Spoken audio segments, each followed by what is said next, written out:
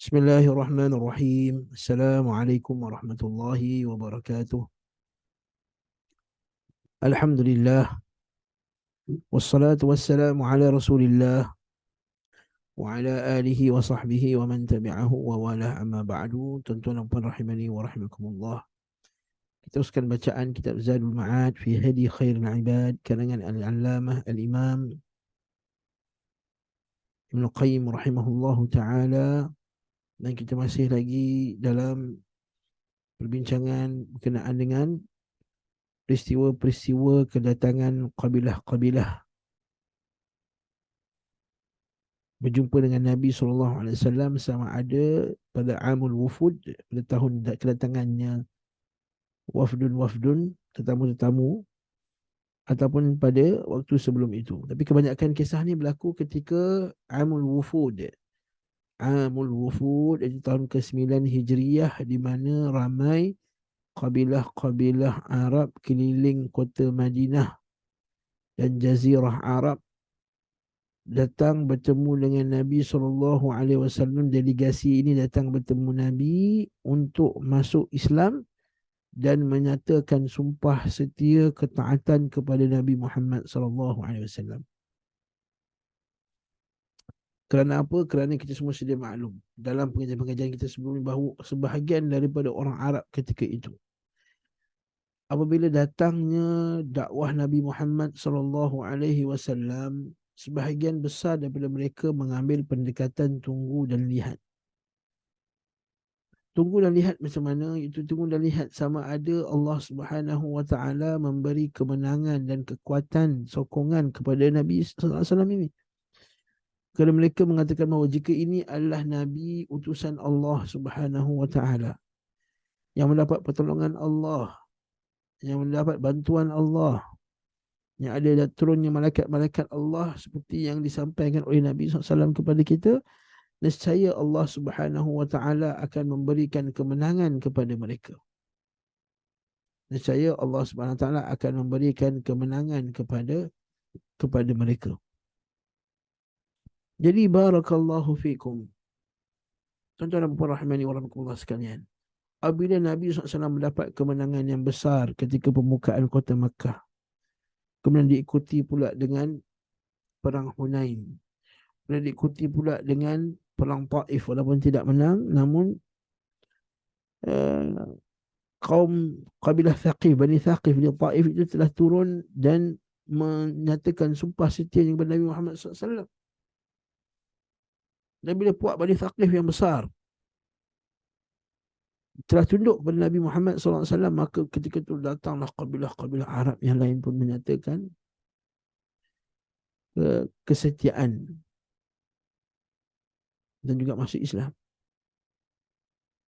Sebab tu tajuk kedatangan-kedatangan ini sangat penting, sebab ketika mereka datang, pelbagai bentuk dialog yang berlaku. Dialog tentang bagaimana sebahagian daripada mereka cuba tawar-menawar dalam melaksanakan syariat Islam. Sebahagian mereka pula memberikan pertukaran dengan Nabi SAW. Sebahagiannya pula kisah bagaimana sebahagian masuk Islam dalam keadaan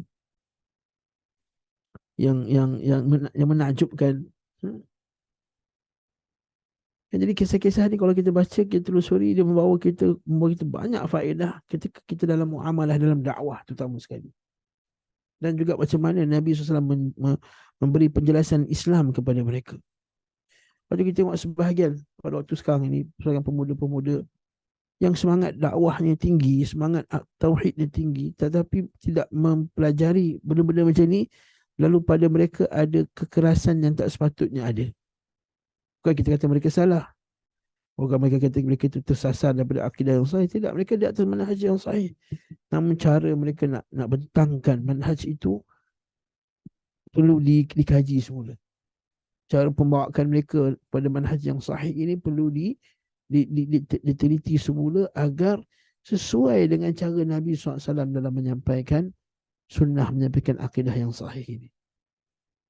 Maka tuan-tuan, kat atas kita untuk membacanya, apatah lagi Al-Imam Ibn Qayyim telah mempermudahkan bagi kita dengan telah melakukan tahqiq dalam masalah ini, dalam isu-isu yang dibawakan ini, melihat kepada sanadnya, kemudian komentar pada benda-benda yang tidak sahih, dan memberikan pula pengajaran, dikeluarkan pula pengajaran fiqh daripada kisah-kisah tersebut. Maka seharusnya kita, orang yang mencintai Nabi SAW, kita mengkaji kitab-kitab sebegini.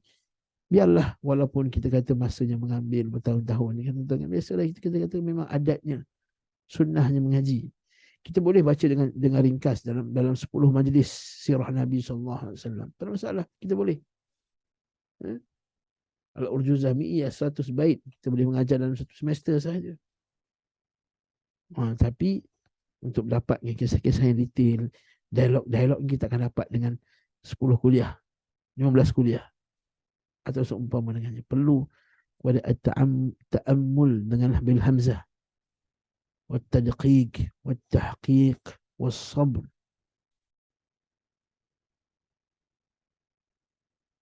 Ya akhi, lan tanala al-ilma illa bisittah. Sa'umbika an tahsiliha bibayani. Hirsun wajtihadun walbulghatun wazaka wabulghah wasuhbatu ustazin wa tuluz zaman. Kata Imam Syafi'i rahimahullahu ta'ala, wahai saudaraku, kamu takkan dapat ilmu sehinggalah kamu ada 6 perkara ini. Aku akan jelaskan bagaimana kamu hendak mendapatkannya. Apakah perkara untuk mendapatkannya? Apakah perkaranya? Dengan penjelasan. Pertama, hirsun, kesungguhan. Yang kedua, ijtihadun, kerajinan. Yang ketiga, zakaun, sedikit kepintaran. Wabulghatun, dan sikit wang. Wasuhbatu ustaz, dan kena selalu dengan guru. Watuluz zaman, dan panjang zamannya. Jadi memang itu sunnahnya tuan-tuan. Dalam bab pengajian ni, kita kena sabar, lama mengaji. Nak khatamkan kitab, satu-satu kitab tu kan. Nah, kita teruskan tuan-tuan. Itu mukadimahnya, kedatangan delegasi Bani Murrah. Delegasi Bani Murrah yang terdiri daripada 13 orang yang dipimpin oleh Al-Harith bin Auf menghadap kepada Rasulullah SAW. Mereka mengatakan, wahai Rasulullah, sesungguhnya kami adalah kaum dan keluargamu. Kamu adalah kaum daripada Lu'ay bin Ghalib. Maksudnya siapa ni? Kan keturunan Nabi SAW ialah Muhammad bin Abdullah bin Abdul Muttalib bin Hashim bin Abdul Manaf bin Qusay bin Kilab bin Murrah bin Ka'ab bin Lu'ay bin Ghalib. Lu'ay bin Ghalib. Maksudnya Bani Murrah ni dengan Nabi SAW bertemu atuknya daripada Lu'ay bin Ghalib. Maksudnya ada bau-bau bacang dengan Nabi tak? Yes, ada hukum. Lepas tu mereka kata, wahai Rasulullah, kami adalah kaum dan keluargamu. Kaummu, atau terjemahan ni adalah kami adalah kaummu dan keluargamu. Kami adalah kaum daripada Bani Lu'ay bin Ghalib, yang keturunan Nabi SAW juga. Maka Nabi pun tersenyum. Nabi tersenyum nampak dakwah Nabi SAW. Allahu Akbar. Nabi ini memang murah dengan senyuman. Okay. Beliau SAW berkata kepada Al-Harith bin Auf, di manakah engkau meninggalkan keluargamu? Dia menjawab, di Silah dan sekitarnya. Beliau SAW bertanya lagi, bagaimana keadaan negerimu? Ya, demi Allah, semuanya kami dalam keadaan kekeringan. Negeri kami kering. Tidak tersisa sedikit pun bekal harta. Maksudnya kering kontang, ada kemarau. Doakanlah kepada Allah bagi kami. Maka Rasulullah pun bersabda, wahai Allah, berilah mereka hujan. Mereka lalu menetap selama beberapa hari. Kemudian mereka hendak balik ke negeri mereka dan datangi Rasulullah SAW untuk berpamitan, untuk mengucapkan selamat tinggal kepada beliau SAW. Lalu SAW lalu memerintahkan Bilal untuk memberikan mereka hadiah. Lalu lagi dia sallallahu alaihi wasallam lalu bagi dia Islam memberikan mereka sebanyak 10 uqiyah perak. Masya-Allah banyak.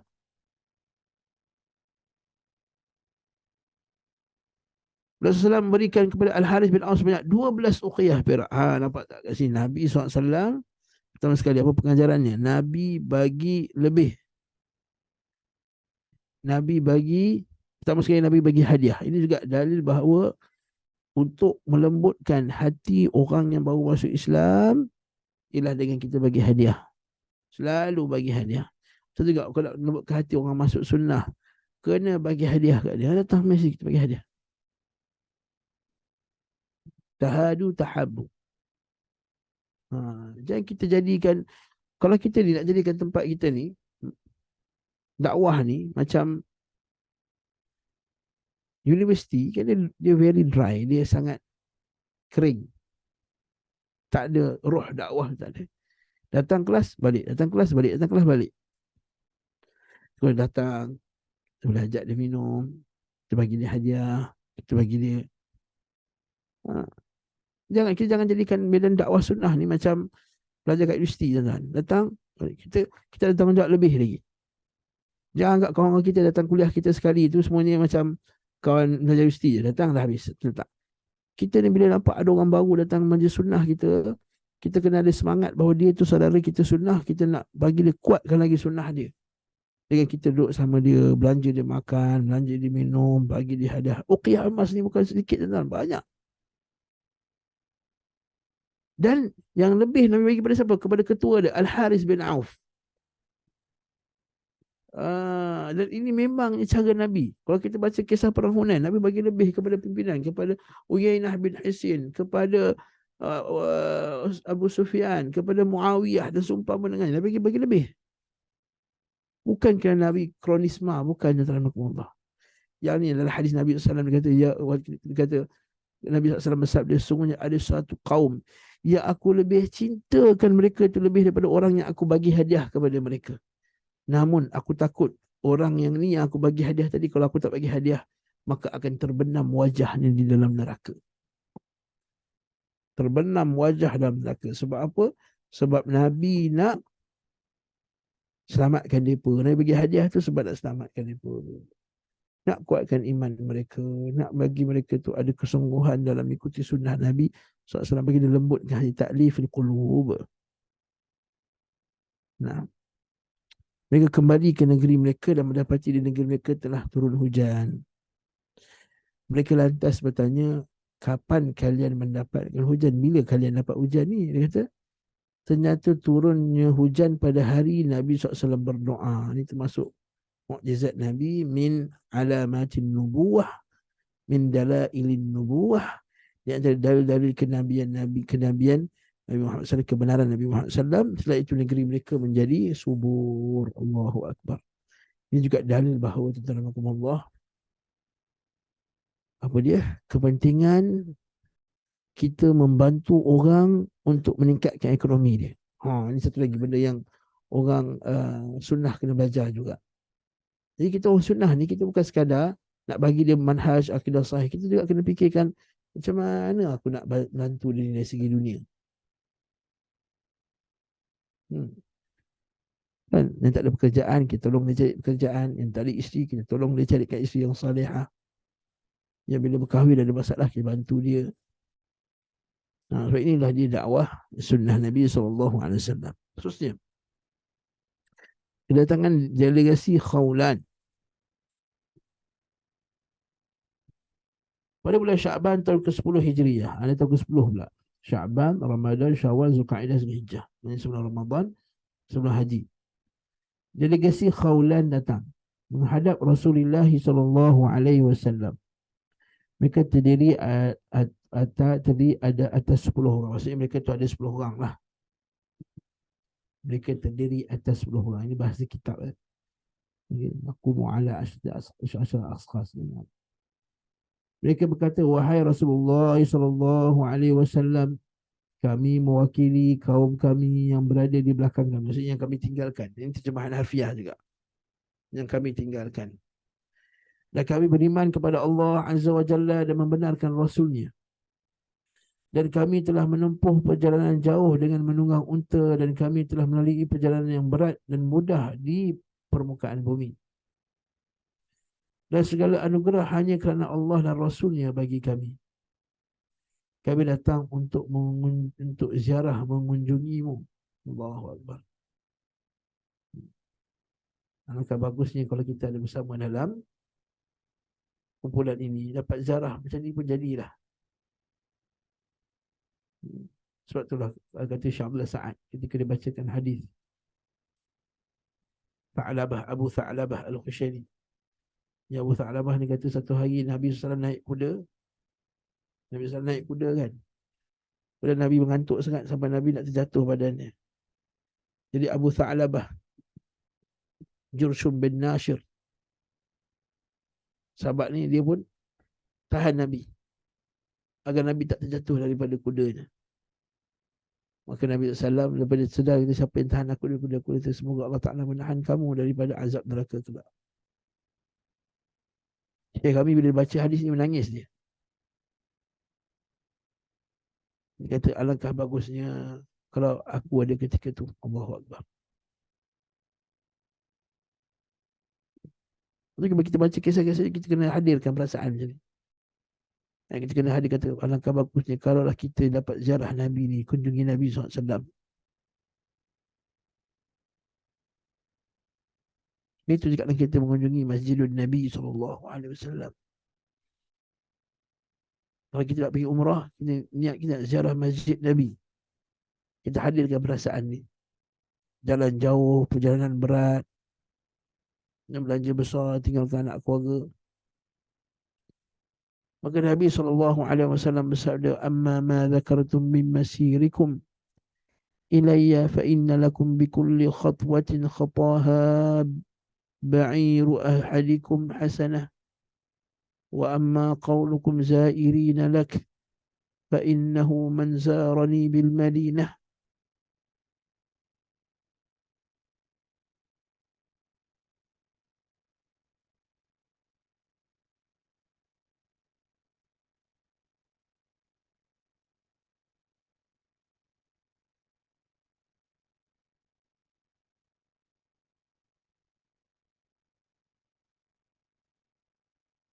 فإنه من زارني بالمدينة كان في جواري يوم القيامة. قالوا يا رسول الله هذا السفر الذي لا توى عليه. ثم قال رسول الله صلى الله عليه وسلم ما فعل عمي أنس. نعم.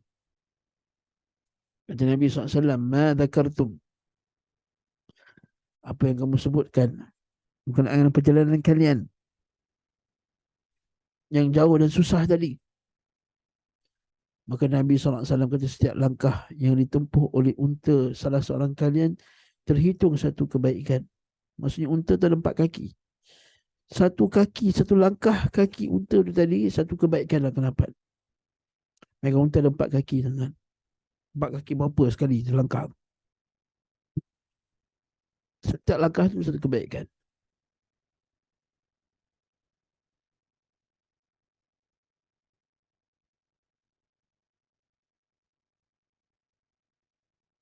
Fa inna lakum bi kulli khatwatin khataha ba'iri ahadikum hasanah. Setiap langkah unta kamu itu satunya kebaikan. Wa amma qawlukum zairina lak, kami datang ziarah kamu. Maka kami kata Nabi SAW, barang siapa yang menziarahiku di Madinah, maka akan berada dalam jaminanku pada hari kiamat.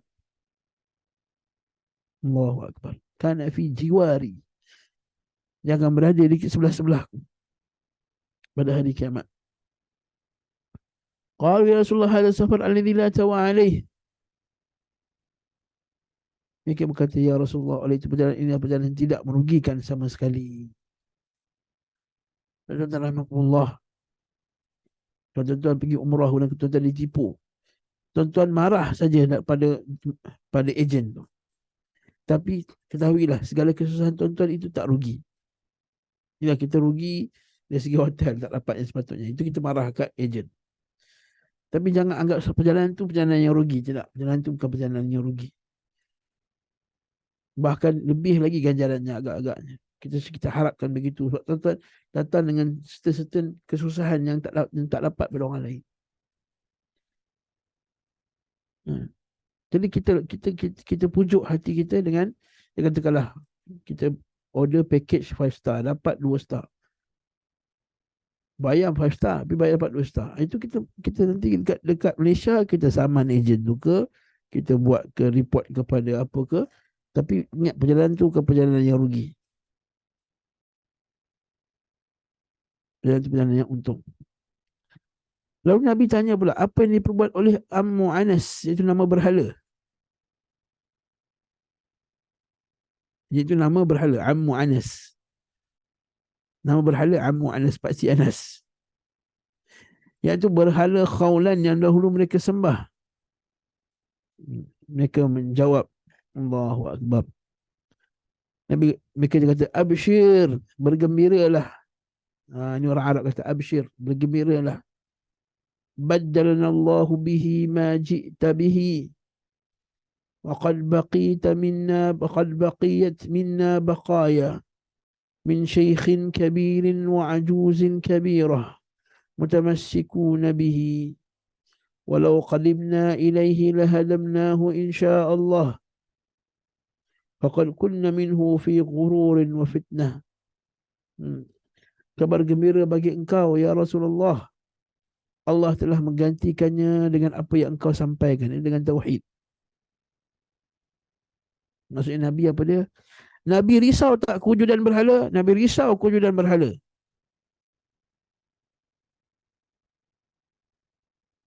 Nabi takut tak dengan penyembahan berhala? Nabi tak suka penyembahan berhala. Lepas tu kita kata asal kita dalam masalah tauhid ini adalah kena ada al-wala' wal-bara'. Kena benci apa saja bentuk penyembahan berhala, kita benci.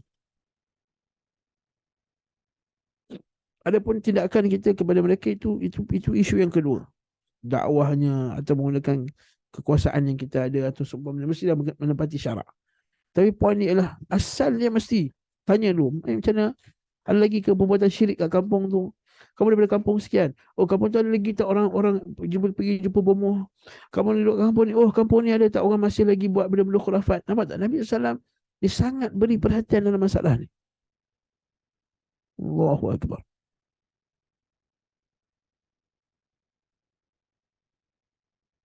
Nah,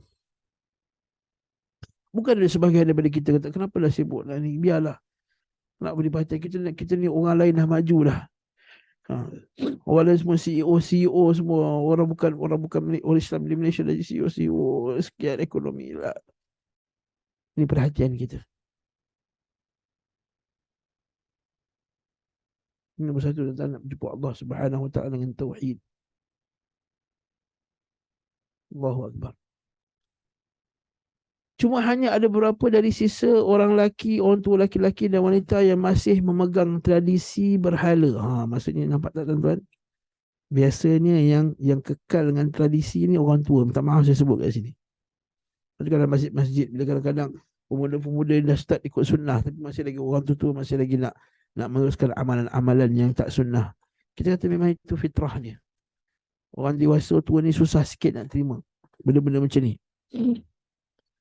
Setelah kami kembali, niscaya kami akan hancurkan berhala tersebut. Insya-Allah. Dahulu kami terpedaya dan terfitnah. Dan Nabi kata, apa fitnah yang kalian pasal kalian lihat? Nampak? Kan? Betul wama. Oh, salah terjemahan ni.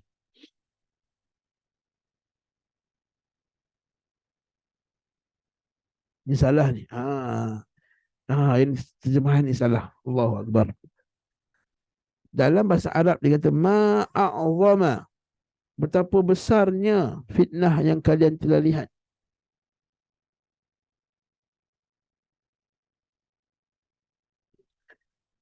Ataupun buku ni yang tersilap, ma a'zamu ma ra'aitu min fitnah. Maksudnya apakah fitnah yang paling besar? Betul, sahih, sahih, sahih. Sahih. Dia boleh juga betapa besarnya fitnah yang kamu lihat. Boleh juga terjemahannya dengan fitnah apakah yang paling besar yang kamu lihat. Dua sekali. Mereka mengatakan kami mendapati musim kering hingga kami memakan bangkai. Maksudnya kami melalui musim kemarau. Laqad ra'aituna asnatna hatta akalna ar-ramah. Kami mendapati musim kering sehingga kami terpaksa makan bangkai. Fajama'na ma qadarna alaih. Dan kami mengumpulkan harta yang kami miliki. Dan kami membeli 100 ekor sapi, kemudian kami menyembelihnya bagi Ammu Anas. Allahu Akbar. Sebagai korban dalam satu hari. Allahu Akbar. Allahu Akbar. Betapa buruknya syirik, nampak tak? 100 ekor unta disembelih untuk berhala. Allahu Akbar. Padahal kami lebih memerlukannya daripada haiwan-haiwan buas tersebut. Dia dah sembelih, tuan tak boleh makan. Jadi unta-unta semua binatang buas makan. Serigala ke apa ke makan. Anjing liar dan seumpama dengan. Sedangkan kami yang paling perlu bukan daging itu daripada binatang-binatang buas. Maksudnya betapa bodohnya mereka ni buat syirik tu. Betapa bodohnya mereka buat syirik tu. Patutnya daging tu dah lah kemarau. Patutnya mereka yang makan kambing tu, makan daging unta tu. Boleh minum susunya apa seumpama dengannya. Tak disembelih. Kononnya nak minta lindung, nak minta apa supaya dihilangkan daripada kemarau tu tadi. Kemudian nak jadi cerita lalu datanglah hujan pada saat itu juga. Nah tuan-tuan, Allahu Akbar. Allah Ta'ala dia boleh uji kita dengan macam ni. Nak tengok siapa yang di antara kamu ni betul-betul beriman kepada Allah dengan tauhid. Hujan lebat lepas buat benda tu. Jadi tuan-tuan, mujarab ni bukan dalil tuan-tuan. Mujarab ni bukan dalil. Sebab nampak berlaku kejadian ni, Allah Ta'ala bila nak buat kau hujan, itu atas qadar Allah. Allah Ta'ala boleh bagi siapa dia nak, siapa yang tak nak dia boleh bagi. Dia tak bagi.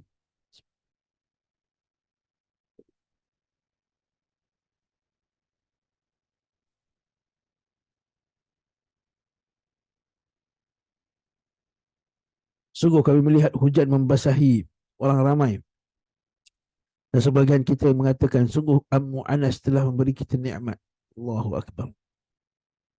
Mereka juga menyebutkan penyembahagian yang mereka serahkan kepada berhala ini berupa haiwan ternak dan hasil pertanian mereka. Mereka menjadikan satu bahagian dari hasil itu untuk berhala tersebut. Dan bahagian untuk Allah dalam pesangkat mereka. Maksudnya apa? Ada harta korban mereka sebahagian untuk berhala dan sebahagian untuk Allah. Maksudnya mereka beriman pada Allah tak? Mereka beriman pada Allah. Daripada masa percaya tak berhala, percaya berhala, ini syirik. Inilah maksudnya syirik. Bukan semestinya syirik itu kamu sembah berhala tak kenal Allah Ta'ala langsung. Tak. Kamu iktiraf Allah Ta'ala itu Tuhan, bahkan memberi korban lagi. Nampak tak? Orang musyrikin buat korban tak? Orang musyrikin sedekah tak? Harta pada jalan Allah Ta'ala, serah harta pada Allah Ta'ala. Tapi pada masa yang sama, mereka juga beri harta sembelih binatang pada berhala. Hadis ini dalil bahawa menyembelih antara peribadatan orang musyrikin pada zaman tersebut adalah menyembelih untuk berhala-berhala mereka. Dan kami namakan tanaman lainnya sebagai hujrah lillah. Apabila angin datang merubuhkannya, maka yang kami namakan bagi Allah kami berikan kepada Ammu Anas. Dan bila angin merubuhkannya, bagian yang kami persiapkan bagi Ammu Anas tidak kami berikan kepada Allah. Yang inilah yang Allah Ta'ala sebut dalam surah Al-An'am tu.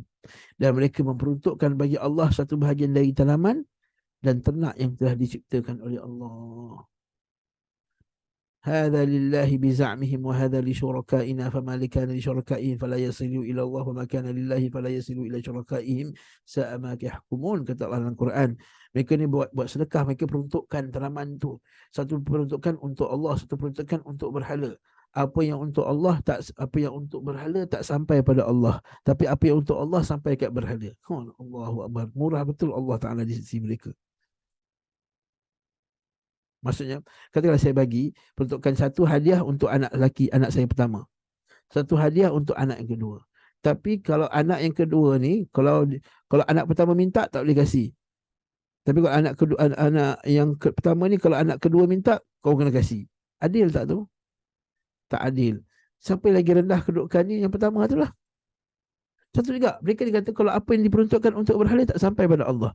Tapi apa yang disampaikan yang kepada Allah Ta'ala sampai kepada berhala. Buruk betul mereka punya cara menghukum, cara mereka berakidah. Allahu Akbar.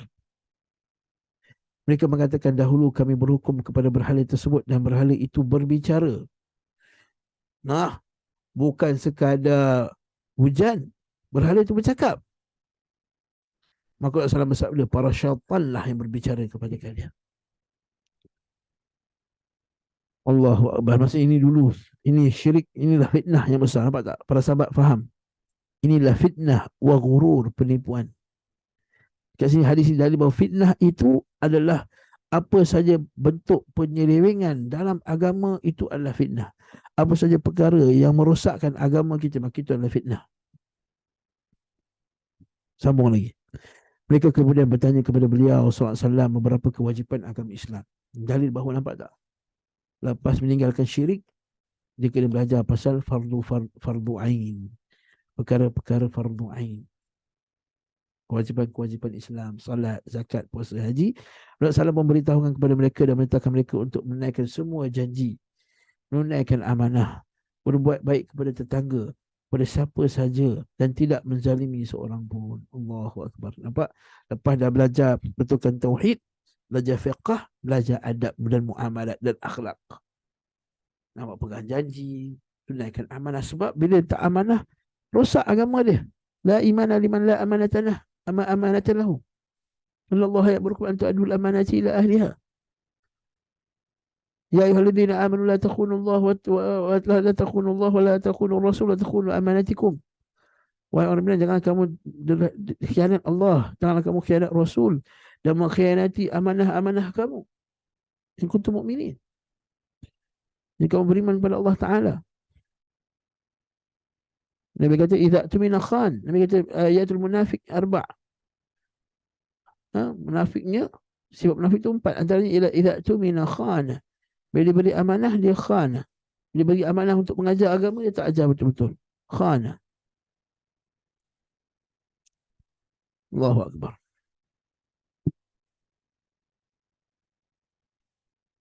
Kerana Nabi kata jangan buat zalim, fa inna zulm zulumatun yaumal qiyamah.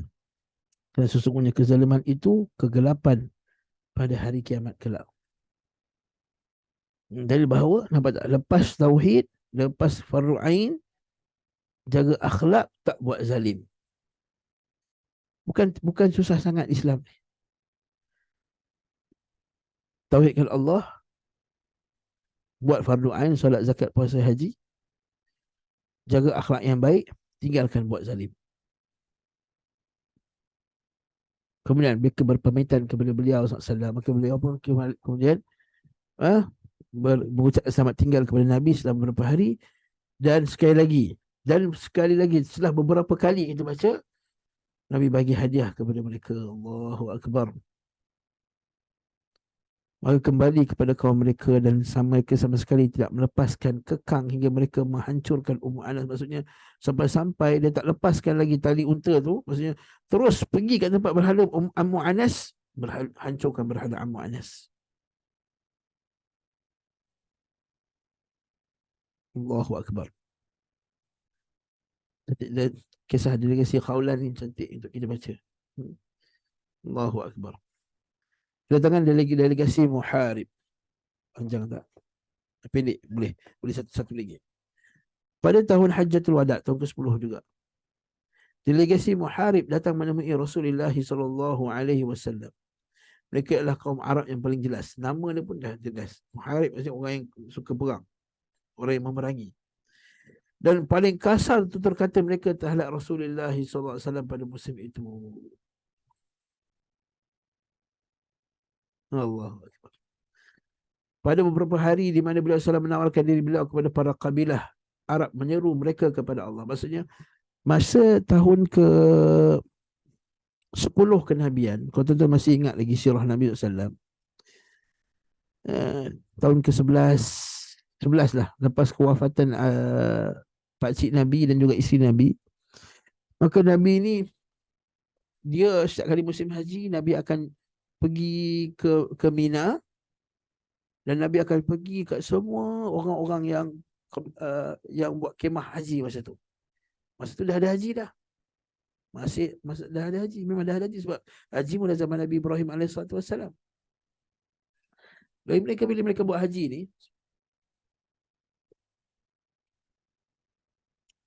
Nabi menggunakan peluang itu untuk sampaikan. Nabi jumpa kabilah-kabilah, Nabi kata, "Man ya'wini, siapa yang nak ambil aku? Fa inna qaumi, sesungguhnya kaum aku, nahani an uballigha kalam rabbi, sesungguhnya kaum aku menghalang aku daripada menyampaikan kata-kata Tuhanku." Ha. Jadi masa tu yang paling kuat sekali celah Nabi Muharib ni lah. Tapi itulah tuan-tuan, setelah 13 tahun mereka cela Rasulullah pada awal-awal tu, sekarang mereka datang untuk masuk Islam. Allahu Akbar. Allah tak keras macam mana pun, Allah Ta'ala boleh buka hati manusia ni. Inna Allah falikul habbi wan nawa. Kalau Allah Ta'ala boleh membelah biji benih yang kering lagi keras, maka apatah lagi hati-hati manusia. 10 wakil dari kaum Arab, mereka mendatangi Rasulullah SAW, lalu mereka masuk Islam. Dan Bilal mendatangi mereka, membawa makan siang, bawa makan malam. Nampak tak tetamu? Bagi makan. Makan pagi, makan tengah hari, makan malam. Sehingga mereka duduk bersama Rasulullah pada satu hari sejak zuhur sampai asar. Nampak, makan tengah hari, duduk sampai asar. Lalu Nabi SAW mengenal salah seorang dari mereka, beliau pun menatapnya. Ketika orang Muharibi tersebut melihat beliau menatap, dia kata, ada apakah wahai Rasulullah engkau mencurigaiku? Dia salah menjawab, sungguh aku pernah melihatmu. Dengan tuan ni kisah macam mana orang yang dulunya hati dia keras, Allah Ta'ala tukar dia jadi orang yang lembut. Orang Muharibi itu berkata, demi Allah, engkau pernah melihat dan berbicara kepadaku, namun aku berbicara kepadamu dengan ucapan yang paling buruk. Aku membalas sapaanmu dengan balasan yang paling buruk di Ukam, di saat engkau sedang melakukan tawaf memimpin kaum muslimin. Nabi SAW berkata benar. Nabi kata, macam aku kenal orang ni kan. Dia pun mengaku lah. Dia kata, aku dulu ya Rasulullah, akulah yang cakap kasar kat engkau. Dia kata, wahai Rasulullah, tidaklah seorang pun dari rakan-rakanku yang sangat keras kepada engkau pada hari itu, dan juga lebih jauh dari Islam daripada diriku.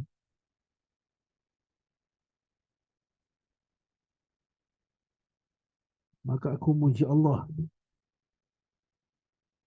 yang telah membiarkan kau hidup hingga aku membenarkan kau. Allahu Akbar.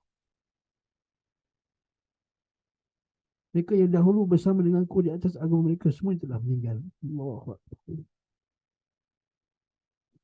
Allahu Akbar. Allahu Akbar. Allahu Akbar. Kalau kita puji Allah Ta'ala, tuan-tuan, segala puji bagi Allah yang telah panjangkan umur kita ni, sehingga kami kita sekarang bolehlah kenal sunnah, kenal tauhid, kenal manhaj yang sahih, yang ada di kalangan kawan-kawan kita, saudara-saudara kita ni dah meninggal lah, tapi tak sempat mengaji akidah yang sahih, tak sempat mengenal manhaj yang sahih. Selayaknya kita kena bersyukur betul-betul, puji Allah Subhanahu wa Ta'ala.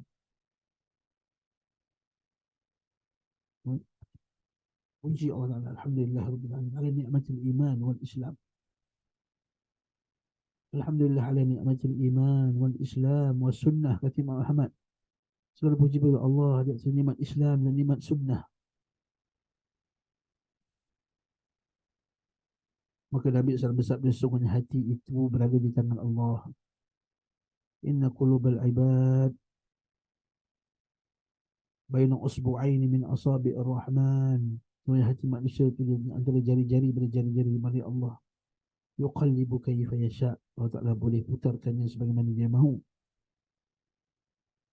Orang muharibi itu berkata, wahai Rasulullah, mintakan ampunan kepadaku atas segala tindakanku kepada engkau. Maka Rasulullah SAW bersabda, sungguh Islam menghapuskan segala dosa kekufuran yang ada sebelumnya. Allahu Akbar. Allahu Akbar. Sungguh Islam menghapus segala dosa yang kekufuran yang ada pada sebelumnya. Ini kelebihan Islam yang dalam Allah. Dan mereka pun kembali kepada keluarga masing-masing. Allahu Akbar. Cantik sekali kisah ni. Walaupun ringkas, tapi begitu cantik kisah ni. Jadi tuan-tuan dan puan, pada setiap kisahnya, kedatangan wafdun ini sangat-sangat mengusik hati kita dan beri keinsafan kepada kita betapa mahalnya nikmat Islam yang mereka dapat. Jadi kita ni alhamdulillah syukur tuan-tuan lahir dari Islam. Mak ayah kita hantar kita sekolah agama. Ada banyak tempat pengajian. Allah taufik yang pula kita ni untuk belajar agama, boleh faham pula bahasa Arab, boleh pula mengaji. Maka seharusnya kita kena gunakan tu betul-betul untuk dakwah kepada Allah, untuk ajak pula orang lain. Yang dahulu yang baca kita kat tu jahil, tak kenal Islam, tak kenal sunnah, tak kenal akidah yang sahih. Jadi kita kena usaha. Tanda kita syukur tu kita buat tu. Kita nak ajak orang lain pula ikut sunnah macam apa yang kita telah pelajari daripada guru-guru kita. Nas'alullah ta'ala an yuwaffiqana bima yuhibbu wa yarda. Allahumma alimna ma yanfa'una وانفعنا بما علمتنا وارزقنا علما ينفعنا. اللهم إني نعوذ بك من الحور بعد الكور.